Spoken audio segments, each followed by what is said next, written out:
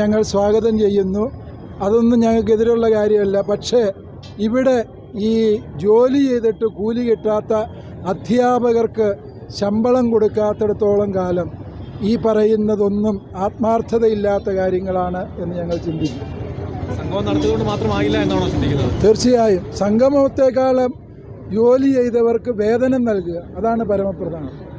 ഈ സർക്കാർ ഒരു ന്യൂനപക്ഷ വിരുദ്ധ സർക്കാരായി മാറുകയാണോ? പിതാവിന്റെ പ്രസംഗത്തിൽ അതാണ് കണ്ടത്. ഒരു ന്യൂനപക്ഷ വിരുദ്ധ സർക്കാരാണ്.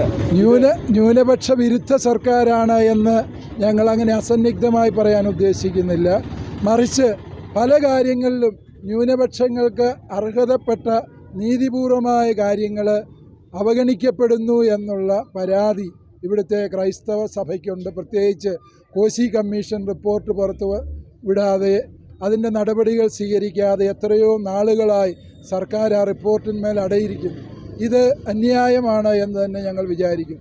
അതുപോലെ തന്നെ ഇതര സമുദായങ്ങളിൽ നിന്ന് ഭിന്നമായി ഇവിടുത്തെ ക്രൈസ്തവ മാനേജ്മെൻറ്റുകളിലെ അധ്യാപകർക്ക് മാത്രം ഈ ഭിന്നശേഷി സംവരണത്തിൻ്റെ പേരിൽ ശമ്പളം കൊടുക്കാതെ തടഞ്ഞു വച്ചിരിക്കുന്നത് അതൊന്നും രണ്ടും കൊല്ലമല്ല, കഴിഞ്ഞ 7 വർഷമായി ഈ അന്യായം നടക്കുന്നത് കണ്ടില്ല എന്നടിക്കാൻ ഞങ്ങൾക്കാവില്ല.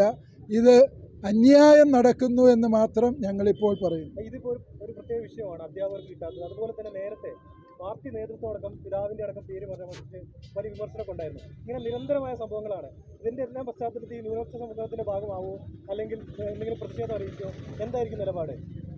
ഞങ്ങൾ പ്രതിഷേധം അറിയിക്കുന്നതാണിത്. പുതിയതായ പ്രതിഷേധമല്ല, ഇത് പ്രതിഷേധം തന്നെ. എന്തോ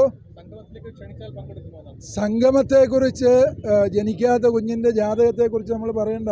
എന്താണ് സംഗമത്തിലൂടെ ഉദ്ദേശിക്കുന്നത്, ആരെയാണ് അവിടെ പ്രതീക്ഷിക്കുന്നത്, ഇതൊന്നും അറിയാത്തിടത്തോളം കാലം നമ്മളതേക്കുറിച്ച് അഭിപ്രായം പറയേണ്ട കാര്യമില്ല. Thank you.